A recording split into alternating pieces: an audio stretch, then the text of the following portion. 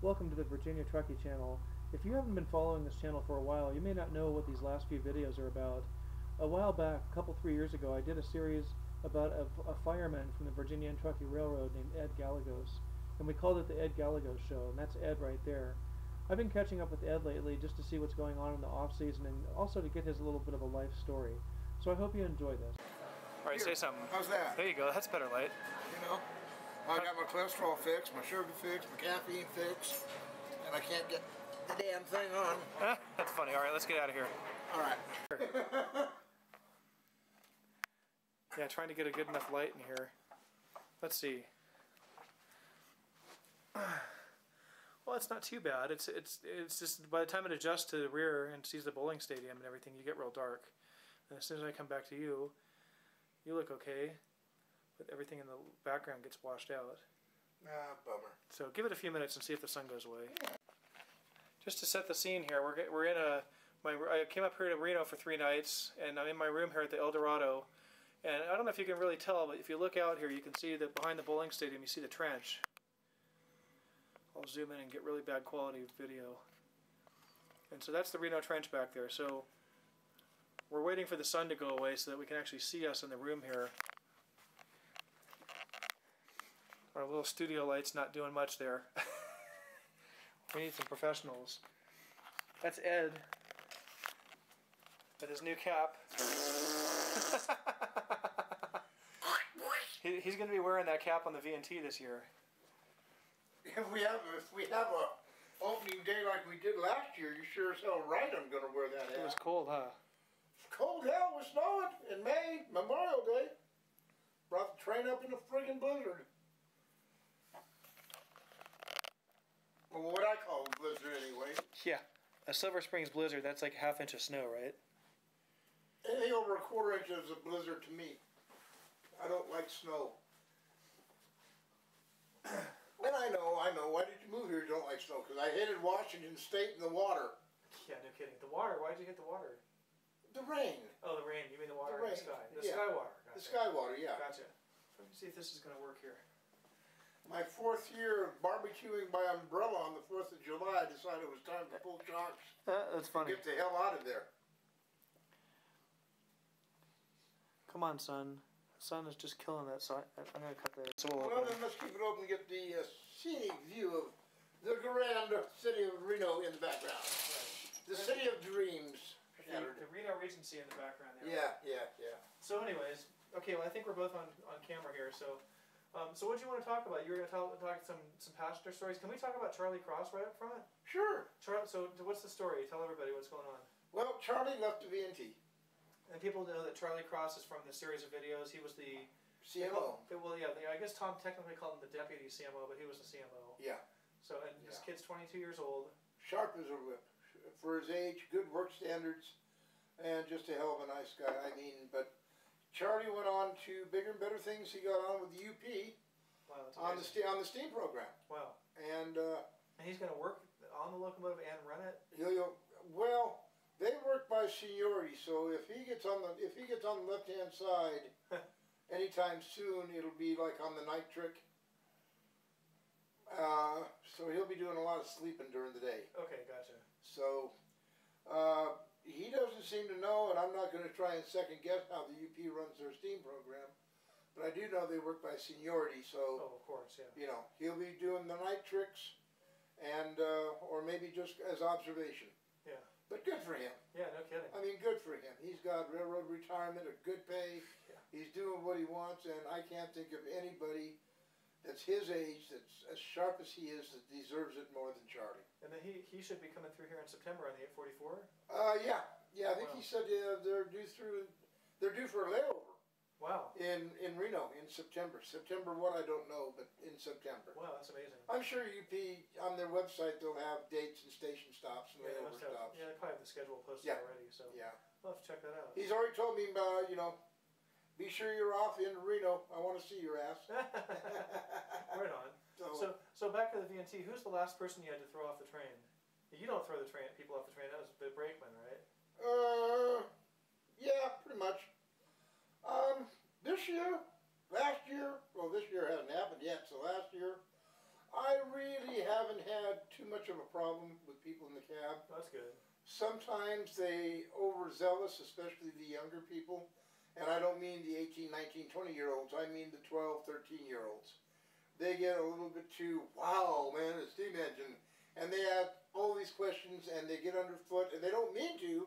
It's just they don't know. And they're so excited about being in the cab of a locomotive under pressure, Yeah.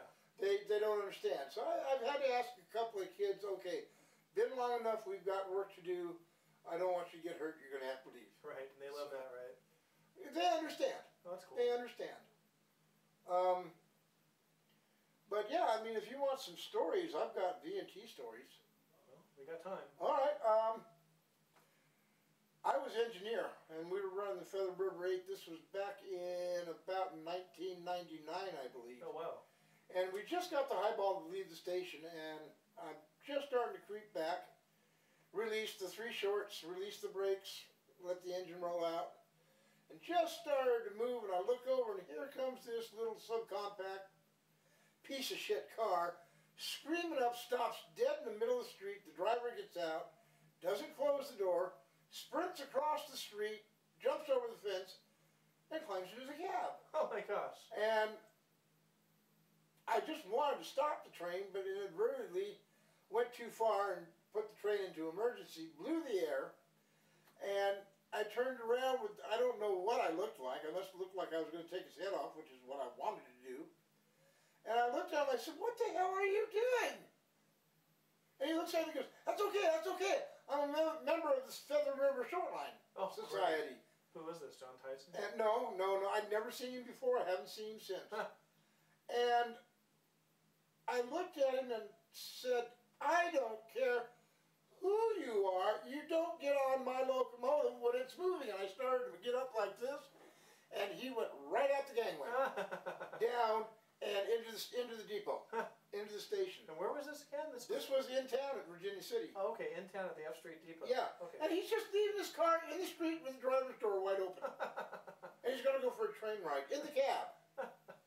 And at that time, we had a little Scandinavian girl, bless her heart. Well, you went from the fry pan to the fire. And she realized what happened. And he went in there, I guess, to escape me. And she just ripped him a new one, up and down. I still heard her screaming at him after I could reset the brakes, release them, and get the train headed out down again. And I could hear her still screaming, how dare you cause my train to stop? It was just hilarious. And this guy looks like a whipped puppy. Never seen him before, never seen him since. Good riddance. And then one of the ones, small things mean a lot to certain people.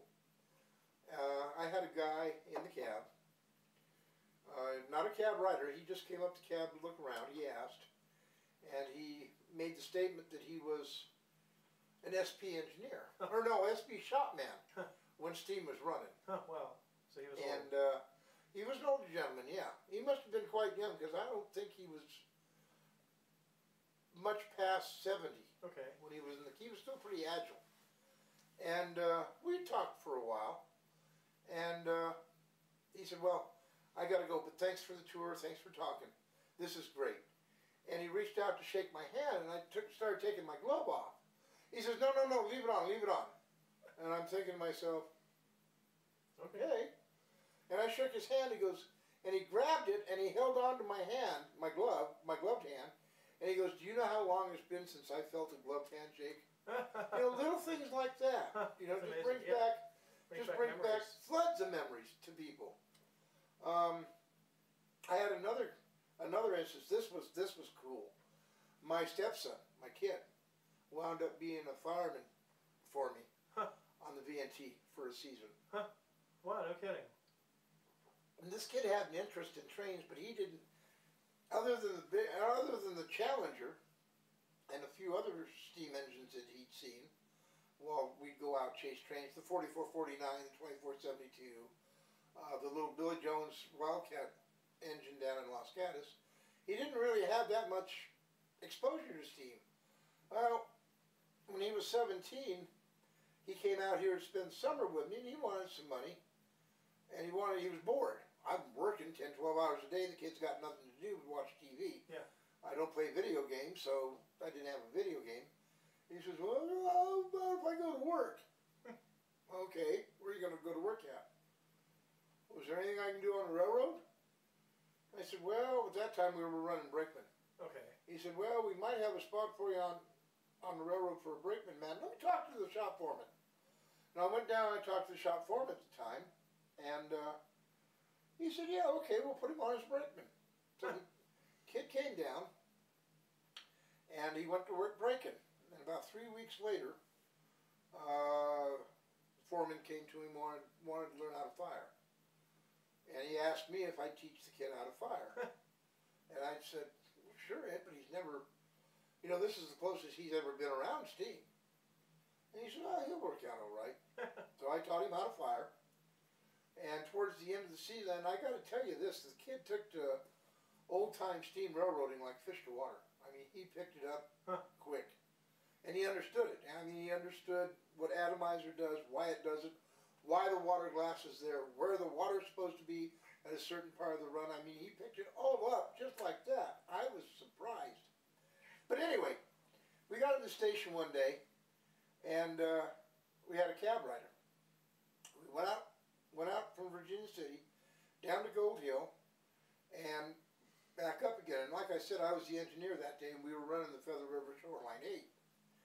And my kid was firing, and I catch this guy just staring at my kid and watching his every move. And I'm thinking, I'm not worried too much about, well, has this guy got some idea about my kid, or what's he up to here? Because actually, my kid shouldn't have been in the cab. He was only 17. Right. Okay. But you know, the rules were bent a little bit Sure. at that time. And